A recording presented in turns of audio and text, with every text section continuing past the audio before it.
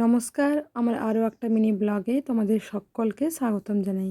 আজকে দুপুরের মেনুতে ছিল সবজির একটা চচ্চড়ি, মাছের ভাজা, তেঁতুল দিয়ে মাছের একটা টক, আর হচ্ছে পেঁপে আলু আর মাছের মাথা দিয়ে একটা তরকারি। সবজির তরকারিটা রান্না করব, তাই হচ্ছে সবজিটাকে ভালো করে 2 থেকে 3 বার ধুয়ে নিয়েছি।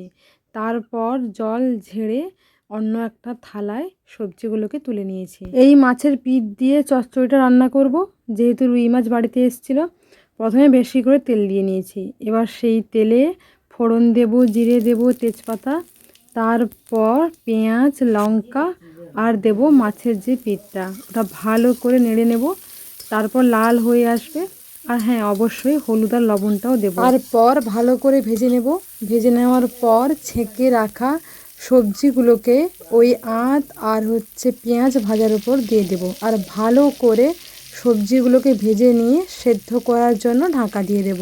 সত্যি বলতে আমার এই সবজি দিয়ে আর মাছের হচ্ছে পিঠটা দিয়ে চচ্চড়িটা আমার বেস্ট লাগে। গরম গরম আঁত আর সবজির চচ্চড়ি দিয়ে কিন্তু এক থালা ভাত নিমেষে শেষ করা যায়। আর আমার বাড়ির লোকের কিন্তু এই আঁত আর সবজি দিয়ে চচ্চড়িতে পান্তাটা খুব পছন্দের।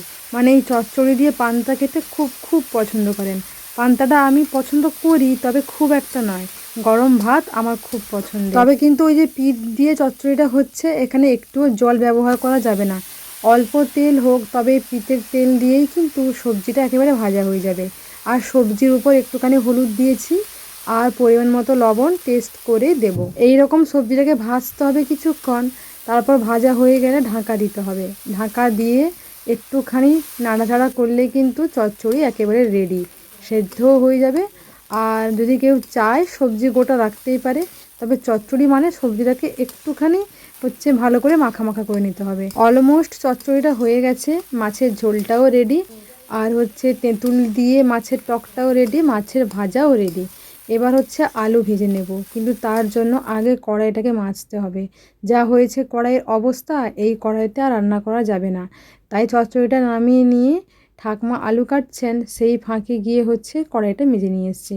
মোটামুটি কড়াইটা মাজা কমপ্লিট। এবার জিরে দিয়ে নিরামিষ আলুটা ভাজবো, তাই কড়াইটা হচ্ছে মাজলাম। জিরে আর একটু লবণ দিয়ে আর হচ্ছে হলুদ দিয়ে কিন্তু আলুটা ভেজেছি।